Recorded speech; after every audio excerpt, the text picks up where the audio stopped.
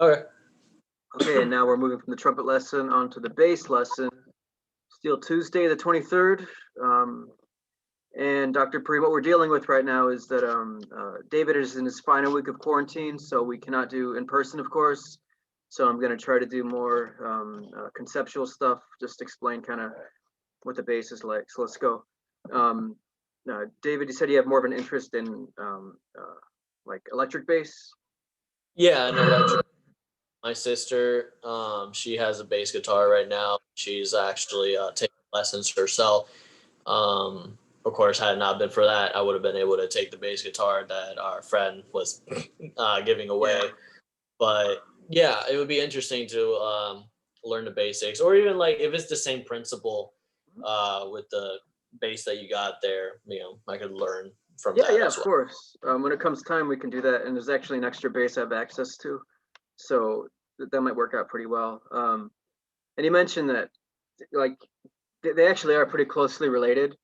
And Mm, there's so much history with the bass in particular. It's pretty cool because it's kind of the redheaded stepchild of any instrument. You know, there's a right. bass, like we play in wind band. I play the bass in that, and it's like, why is there a bass here? I mean, but then take that and then go play in the orchestra, and then play in jazz, and then take a bluegrass gig. You know, so everyone needs a bass. You know, and of course you learn all the theory stuff, all the counterpoint, the thing from the bottom up a lot of the time, right? Like, and the bass decides which inversion a chord is. You know, so Yeah. from like a I guess like a what's the word? Not analytical, but a practical, like functional. That's the word. Like from a harmonically functional standpoint, Mm, bass serves a really important role, yeah. and so it's pretty fun to think in terms of that. We get our own clef. Um, Right.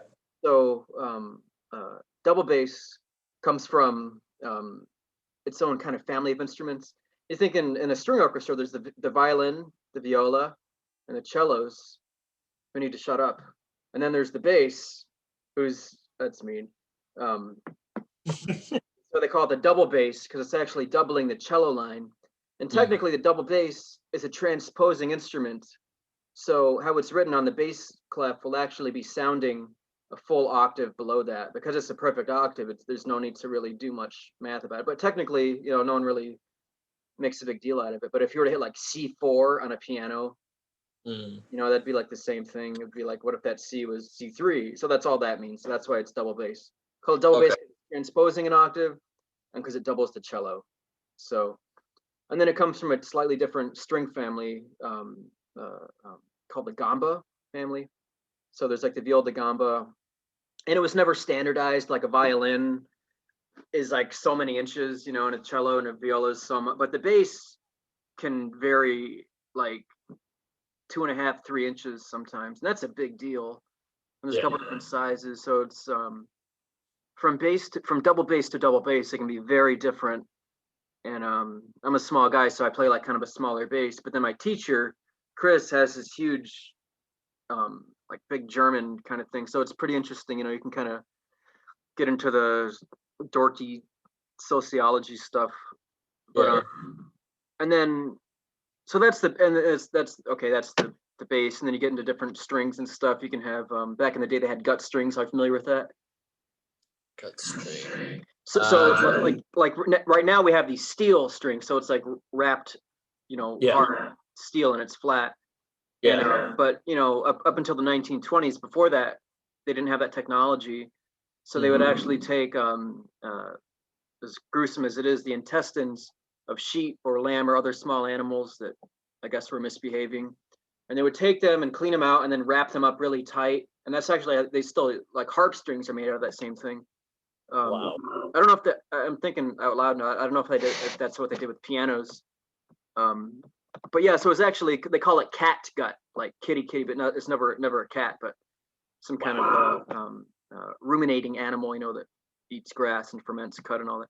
Anyway, and some like old school jazz guys and also Baroque players and like rockabilly guys will use gut strings, and they're Mm, expensive, man. I'm talking like $600 for a set of four strings. So this instrument, the double bass, gets expensive immediately, you know. yeah. Um, so that said, that leads me with more historical stuff since we can't be in the same room playing. The electric bass is American instrument, came around like the early 50s, and it's called a precision bass. And Rickenbacker and Fender were the first manufacturers of that. And back in the day, they called it just a Fender bass. It was electric bass. It was because to learn the double bass is, it takes kind of a long time. And if you just want to play rock and roll, you don't necessarily need all that. And amplifying it's a big pain in the neck.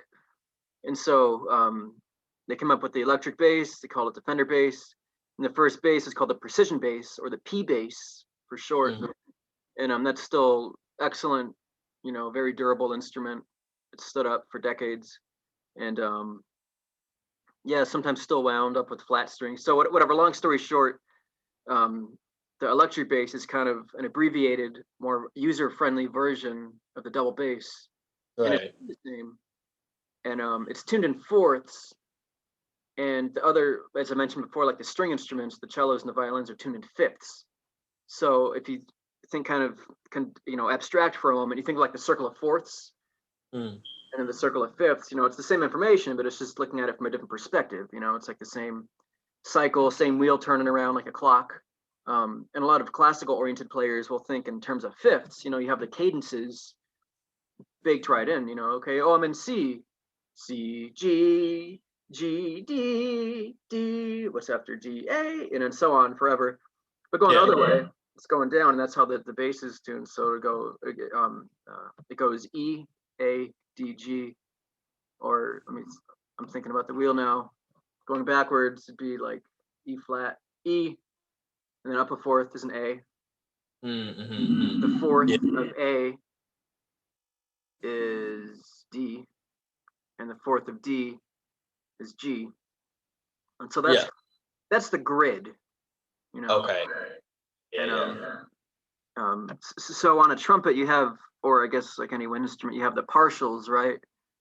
In other words, you can build like the harmonic series, overtone series, like 1 3 flat, 1 3 5 flat 7 somewhere. So you can do that with the bass, with any string instrument, kind of get into thirds or in half and so on. You can get different kind of string lengths, and that kind of builds the basis of positions and all that. So does that make sense so far? Yeah, no, yeah. Okay, that's kind of a lot of just crap I just threw at you, but I remember when my sister the bass, we were learning like the pattern notes are in, like each string, what they are, what notes they are, and everything. So yeah, I remember some of this stuff. Yeah. Yeah, and so what happens, of course, is like you start to get more. If you favor like certain kind of little idioms for the instrument, positions and all that. I'm putting in ear pods, excuse me, because I'm going to play a bit and I'll show you what I'm talking about. Can you hear me still? All right. Yes. All right. Love it when it works. Okay. Check. 1, 2. I can hear you. Perfect. So this, yeah, they call it a stand-up bass, but okay. it's not a stand-up bass. Stand-up is for comedy, and there's nothing funny about this. Okay, so I actually have 2 end pins here. All right. Oh, dang it. This first one, if you're really short, I guess, but I do it like that. I usually measure one of these, like so, or something like that. If I'm playing a lot of low stuff, like in wind band, I'll keep it real low. If I'm playing like a jazz gig, but if I'm playing real high and doing Bach and fancy cello stuff, that's when I like this. Yeah. This is actually carbon fiber. This is like the big trendy thing in the upright bass world. It's called a Laborie end pin, some French crap, and that goes in like that at an angle. And I like it, because we're standing and it's so weird. Makes it play kind of more like a cello, and it ends up having some the gravity of the bow contact work out better. So, anyway, I have it like this. That's a G, D, A, and E. Okay, yeah. So you can hear the fourths, right? Here's a fifth. Yeah. it's a big power chord, but it's tuned in fourths open. So that's kind of the flavor you get in your mouth with this sort of thing, you know, or your ears rather. Yeah. That's kind of, and actually on this one, I have this, it's called an extension, where it's, Okay. my bow, excuse me. The lowest note is normally an E, Mm-hmm. and I have this lever, and it opens it up a hole down to a C. Ooh. And so this comes in way handy in wind band when you throw like a tube apart at me to read. Then I have all these notes. So chromatically, it goes C, D flat, C sharp, to D. That's why I have an open D, right? So there's my octave. E flat, or jazz people think in flats usually in fourths. And then the E, but I also have a lever that will do that for me. And I'm back to it. All right, so whatever. And I was talking before about harmonics, and that's relevant because that there's no frets on here like on a Yeah. on like a, you know, like electric bass. So Just do it by ear, because I know like it would be easier with the frets on the bass guitar to know like where to position your hands. Like how do you do that? you put the frets in your muscles, as they say, and it's just practice. So this is going to be kind of like a conceptual thing for both upright bass and for electric bass. And Mm. more so with this one, because like the old school method, I mean, and I'm talking like up to the 80s, because this instrument is like way the hell behind pedagogy information. Pretty much you have three chromatic notes per position. And so with this is the hand shape. I want you to make this. You're right-handed, right? Yes. Okay, it's gonna come in very handy.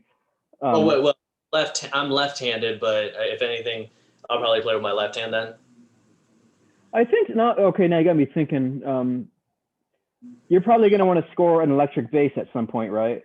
Is that what you'd like to do with this? Yeah, I mean, if anything, I probably would be holding it this way, and then my hand would be plucking, if anything. Which hand would be sounding the notes? Which hand would be doing this? I think it would be my left hand if I'm holding like Okay. your bass stem. Okay. Yeah. I guess like what I'm asking is, you just mentioned that you're left-handed, but you would like to play as if you were right-handed, or you know what I'm trying to ask? I mean, are you left-handed or right-handed right now? I'm right-handed, and I play everything just right-handed, and that's just kind of biased toward that. But they do make left-handed bass guitars and other instruments like that. Because I'm trying to figure out what my sister's is, because I usually play it this way, facing this way with my left hand on the stem part, you know, like doing the position. This one would be doing the picking. Okay, so I think we'll just go on as if you were right-handed, and it doesn't. I don't think it's for this purpose. It's not going to really be a deal breaker at all. But I just want to make sure I'm not being confusing with when I say right and left hand. But anyway, classically, like left hand is stopping the notes. I call this stopping. You know, like I'm stopping the string at this.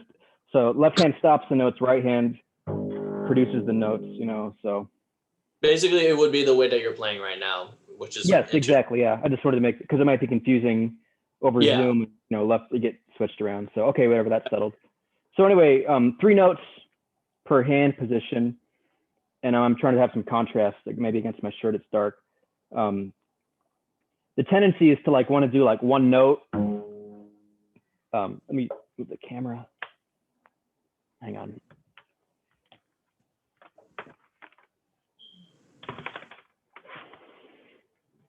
Better. A little bright, but we'll have to make do. A lot of the times people want to do, when they first play, like one note per finger, like this.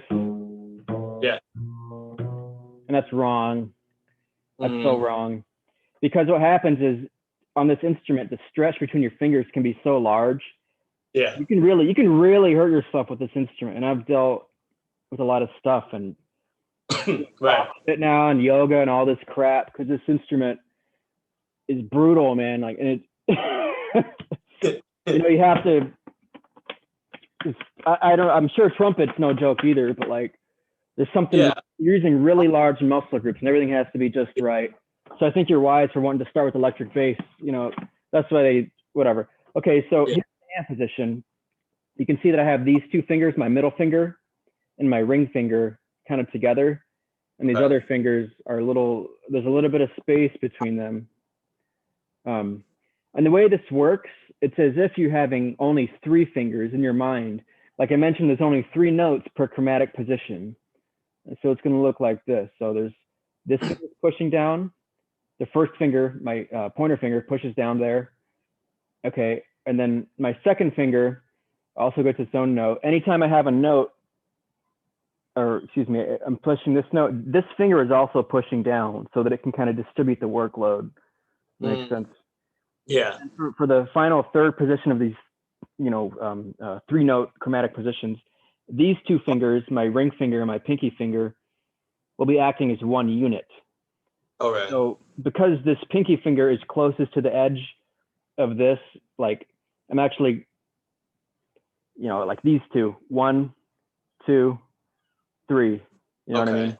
Okay. Yeah. Yeah. Does that make sense? Just on like a. Yeah. Yeah. Okay. And sometimes that kind of translates to some people when they play electric bass. I kind of do it that way just out of habit from playing this more than that. Right. But people, if you have some like a big dude playing this, it's not as big of a deal to kind of have to not follow that as closely. But for this instrument, it's important to do that because it helps to it makes the work less extreme on your body. Okay. Yeah. And then to kind of finish the left hand presentation, the thumb is important in all this. In general, the thumb and the middle finger are kind of lined up, like more or less in a line. They tend to be the most. So this is the shape, it's like this claw. The 2 in the middle, thumb is behind the middle finger, so you're like rock and roll kind of thing, but not quite. Yeah, so that's how you could think of it. And as you get going in person, I'll show you both ways, but I'm not actually pushing with this because I'm always thinking in larger muscle groups. If I were to just push like that all the time, I'd immediately become tired and maybe get some weird nerve damage going on. So I'm actually like pulling, like it's a bit more subtle, and it's maybe similar to always having to keep the correct posture and breathing in wind instruments. But kind of the idea is that I'm engaging my back muscles all the time, and I'm thinking like with my legs and my whole body, I'm trying to be this whole grounded loop, because these little puny finger muscles are nothing compared to 500 pounds of tension on these strings on the bridge, so I'm always, you don't want to fight it, you want to work with it. And that's the left hand part. And I just kind of I'm going to talk a bit about the bow, because this is not going to matter at all when it comes to electric bass, but when we do cross that bridge, it's helpful to know that, because the right hand technique, this is my right hand, and this produces the sound. It's the same with the electric bass. With the electric bass, you'll come at it from a slightly different angle, but there's a few different schools of thought with double bass right hand technique. To pluck the strings like that is called pizzicato. Okay. And so there's a European instrument, so it has a lot of these Italian terms left over, like a lot of music stuff. To play with the bow, it's called arco. Okay. So that's all that means, and it's not that important, but it's maybe good to hear them. Anyway, it's like say pizzicato or just pits. Classical pits, oftentimes up here.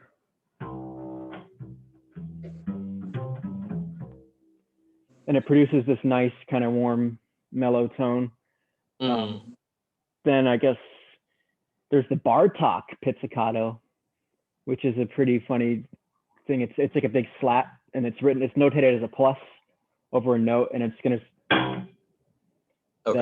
kind of like a little quirk. And then you get into later music, jazz, and I'm actually gonna kind of come at more of an angle with my fingers and try to get almost as much contact of my skin, of my flesh on the skin as I can. And I'm down way the heck down here by this is the fingerboard, kind of where it ends. If I were to do that up here, I don't know if you can hear it through the microphone, but you get more sound, more overtones, more resonance down here. Okay. And kind of, you call this concept tracking. Same thing with the bow. You know, if I were to bow here, it's very different than down here.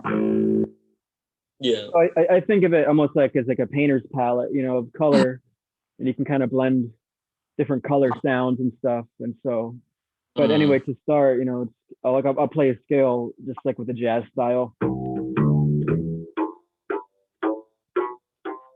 And again, I'm trying to be just totally relaxed, and that relaxation enables you to kind of access the larger muscle groups in the back and all that. So that's the main idea it's going to get across. It's like with any other instrument, you know, it's going to be relaxed, good posture, and all that, and that translates into like a good sound. Yeah. And so with the bow, this is a weird bow that I had made. I was on a waiting list for 2 years, but it was only $500. You know, it's just this crazy dude from Japan who builds. He's into like bowing gongs, like a whole like, and it's like meditation. He bows them, and he also makes bows for the double bass. Okay. It's like in the free jazz world. This guy, Tatsuya Nakatani, he was from Cleveland. Moved to New Mexico. Okay, whatever. Long story short, there's two main grips in the double bass. If you think of, I guess the closest to the double bass is the cello, right? And if you ever, they'll hold it like this. Yeah. They'll bow it that way. Now the double bass, there's two totally different grips. This is French, and then there's German, where you come at it like this. And they're pretty similar, and they use pretty much the same muscle groups, but it just has to do with gravity. On the other string instruments, on the violin, for example, you have the gravity working with you, you know, big time, because your bow is resting right on the string. Viola, same thing. Cello, pretty similar, because they'll be sitting first of all, and you could sit or stand with this one, and then they'll put the cello between their legs, and they're kind of coming at it, and they can still hold it in this way. And with the double bass, you have two options. Most people, I mean like 95% of bass players will kind of gravitate toward one and sort of stay there. Yeah. But I really like both. I think I was taught as a French bow player, and I have a few other French bows somewhere. For here, for example, I got this in the case, and in general, it's thought that the French bow is better for like finer, kind of more, I guess, delicate stuff. If I can open this thing. And the German bow usually has the association of being like heavier duty, kind of, you know, big Beethoven, Germanic, Wagner sort of sound. But that said, you can do both in this. So this is a classic French bow, right? You notice this part is a lot smaller. And you see this, it's called a frog, like rivet. Okay. This is actually ebony. It's the same hardwood that the fingerboard is made out of. Right. Whatever. So, and there's a screw on here, and I can actually tighten and loosen the tension of the hair. Sorry for the hard video stuff, but you can see kind of the bow goes like this. They call that the camber. Okay. Okay. And this bow is just a total freak show. Like Dr. Leva laughed at me for this bow because it was so weird, but that's what it's about. And it actually goes in the opposite direction. And so when I had this bow made, I wanted him to make me just like everything but the kitchen sink kind of bow. So I can use it as a French bow, as a German bow, it's hybrid, but also this opposite, they're total opposites, right? You see the direction of the camber? Yeah. Yes. So this is like how this is like a big violin bow pretty much. Yeah. And this is modeled after a lot of Baroque bows. So if you'd ever see someone playing like the Brandenburg Bach stuff, a lot of the times they'll get into period instruments, and this is part of it. And I like this. It just kind of has a different weight distribution. But I don't want to confuse you with all that, because string instruments is really, they can be very, very heady, real picky. And with the bass, you know, forget it. It's like total, everything's almost customized, you know. Which I like, you know, it feels more like art than science, and I like that. But anyway, I play a French bow usually. If you put a gun to my head, I'd say French bow because that's how I was taught. But when my teacher's not looking, I'll play German. Like in wind band, if we're playing like a big fanfare, German all day, man. Like,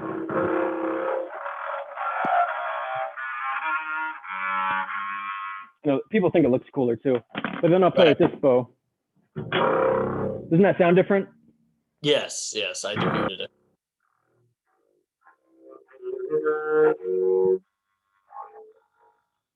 Yeah, okay. And actually, what makes this bow even weirder is that it has synthetic hair, so it grips different. But I'll stick with this. I hate to just go on tangents.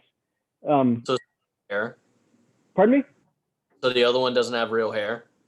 Correct. It's like some kind of synthetic plastic. I don't know. Probably maybe it's very toxic. Maybe it has one of those California warnings that you can't, or it'll cause birth defects. I don't think so. Okay, and then I'll talk to you about rosin real quick. Have you heard of rosin for a bow? No. Okay, so this is actually horsehair, the classic kind of bow. Yeah, so they'll take usually from a male horse.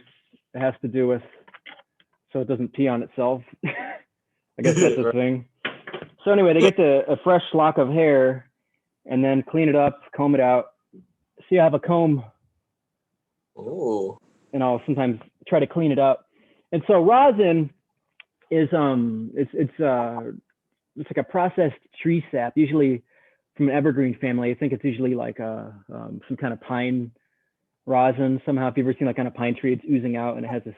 It's kind of that, but then they treat it somehow. And there's oak rosins too. But anyway, I'm gonna hold this up, and you can kind of see.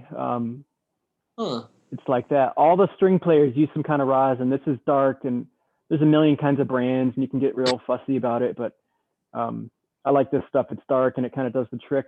And this is soft. I'm going to push my thumb into it, and you can see that you can make. And violin rosin, for example, is much harder than this because the string tension is so much different. It's just bigger strings. It can kind of leave a mess. And if you're in person, you can kind of see all the dust and stuff on it if you got up close. But if you were to just have just plain horsehair, it would not make any sound on it because it would not be gripping. And the rosin, when you slather it on the strings, do it like this, it produces like a traction. It produces some resistance, friction. Yeah. And you can easily overdo it. They compare it to like over salting food.